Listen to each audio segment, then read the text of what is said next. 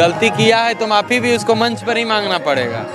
प्रियांशु सिंह से पूछा तनी तू का समझता अपने आप के आए का समझता मने गुंजन सिंह तारा को ऐसा का बोल दिलन कि तारा तितकी लाग गई इतना आग बबूला होकर गुंजन सिंह के तू तमीज़ सिखावे लगल।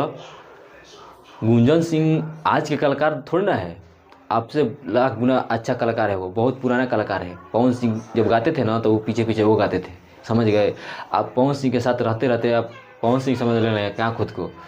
पवन सिंह को ऐसा पसंद नहीं है, समझे आप। गुंजन सिंह को भरे मंच पे बेइज्जती कर दिया आपने। आपको ये नहीं बोलना चाहिए कि आप तमीज़ में रहिए, आइंदा ये सब शब्द नहीं बोलना चाहिए आपको। क्या ज़रूरत है, आप बाद में भी उनसे ये बात कर सकते थे कि भैया ऐसे नहीं बोलिए, हमको ख़राब लगता है, ठीक है, तो मान जाते।